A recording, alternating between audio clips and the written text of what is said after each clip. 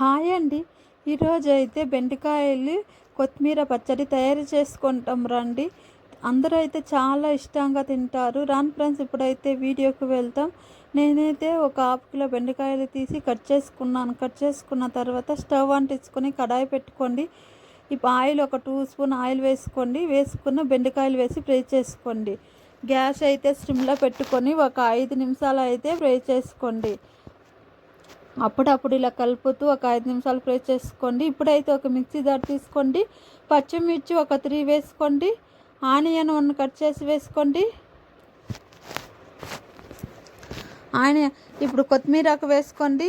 అల్లం పేస్ట్ వేసుకోండి. ఇప్పుడైతే కొత్తిమీరకు వేసుకున్న తర్వాత సాల్ట్ అయితే ఒక హాఫ్ స్పూన్ వేసుకోండి. సాల్ట్ హాఫ్ స్పూన్ వేసుకొని మిక్సీకి పెట్టుకోండి. నెయ్యిగా కాకుండా కచ్చపచ్చగా మిక్సీకి పెట్టుకోండి.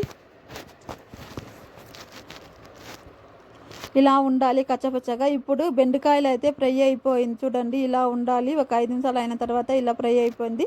ఇప్పుడైతే చిల్లీ పౌడర్ ఒక హాఫ్ స్పూన్ వేసుకొని ఫ్రై చేసుకోండి. కొంచెంగా చిల్లీ పౌడర్ వేసుకోండి.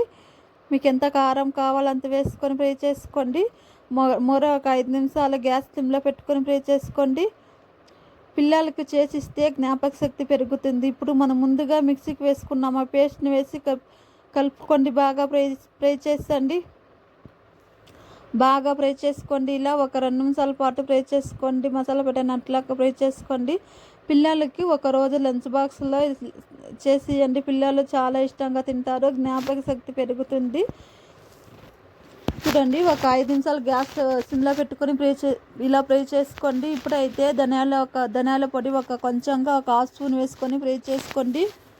చూడండి, ధనియాల స్పూను ఒక హాఫ్ స్పూన్ వేసుకొని ఫ్రై చేసుకుని గ్యాస్ అయితే సిమ్లో పెట్టుకుని మరో 2 నిమిషాలు కలపండి. తర్వాత ఒక 2 నిమిషాలు అయిన తర్వాత స్టవ్ ఆఫ్ చేసుకోండి. బెండకాయల కర్రీ తయారైపోయింది. కొత్తిమీర కర్రీ తయారైపోయింది. మీరు ట్రై చేసి చూడండి. అయితే చాలా టేస్టీగా చాలా బాగుంటుంది. మీకు ఈ వీడియో నచ్చినట్లయితే లైక్ చేసి సబ్స్క్రైబ్ చేసుకోండి. Thank you for watching. Bye.